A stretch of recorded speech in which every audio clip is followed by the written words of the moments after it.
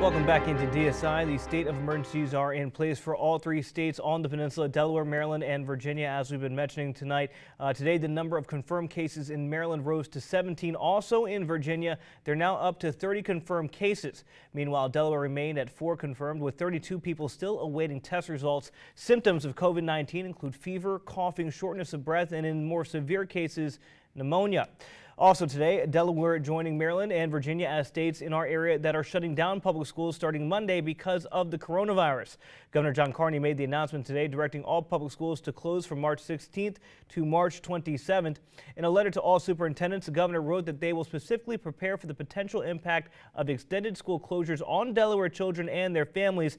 He says he will work with districts to provide learning opportunities, meals, and social services for students.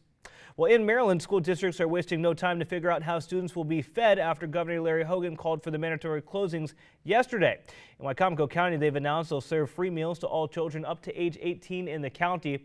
A lunch and a snack will be available for pickup at East Salisbury Elementary, Pemberton Elementary, Prince Street Elementary, Fruitland Primary, Pinehurst Elementary, and Salisbury Middle School starting Tuesday. Today, we also spoke with Somerset County Superintendent Dr. John Gaddis about their plans to feed children. It's a lot on us to provide what services we can.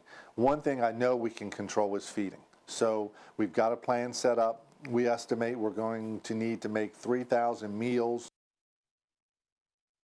Dr. Gaddis tells us meals will get delivered Monday, Wednesday, and Friday starting next week. We're told they plan on delivering 3,000 meals with the help of volunteers. And Daniel, let me ask you, in terms of tomorrow, I know BB Healthcare is going to do a free screening for people as long as they're in their car. What's the weather going to be like tomorrow? That's the one thing we can talk about that I guess is not coronavirus related. Yeah, good question. The weather actually looking pretty good for anyone that does need to head over there for testing.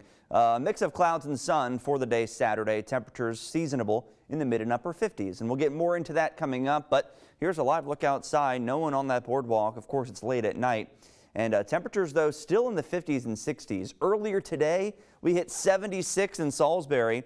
The last time we were close to being in the 80s, I should say, close to 80, was when we were at 81 on Halloween of last year. So it's been several months since we've been this warm.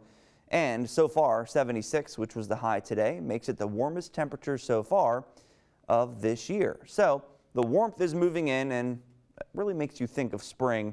And we're going to start to see some warmer days coming up. 61 for Bud and Laurel, 59 for Ted and Millsboro, 62 for Chucky and Lewis, 63 for Ed and Chincoteague.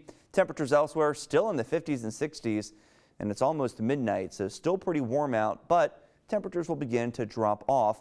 Still some clouds hanging around the area as well. We'll call it partly cloudy. Some precipitation to our west, and some of that will arrive here tomorrow night, but not tonight. Tonight will be dry, partly cloudy. Eventually, we will fall into the low 40s for most of us. And then for the day on Saturday, there's that detailed forecast. A mix of clouds and sun. Temperatures in the mid to upper 50s, so much, much cooler than today, but still pretty nice. Now, those expected highs, we're going to go with right around 57 in Salisbury and Georgetown, 53 in Ocean City, Cambridge 54, Easton sitting at 55 degrees. Futurecast does show a little bit of sunshine for the first part of Saturday. Some clouds begin to build in. Snow for the mountains Saturday night. For us, though, we're just looking at some rain Saturday night into early Sunday morning, and then some sunshine likely by Sunday afternoon. So we will be warming up eventually, staying cool for the weekend and into Monday, back into the 60s for St. Patrick's Day and for your Wednesday. You're watching Delmarva Sports Insider. Keep it here. We'll be right back. Kaya Camper, I go to Wycomico High School, and you're watching Delmarva Sports Insider.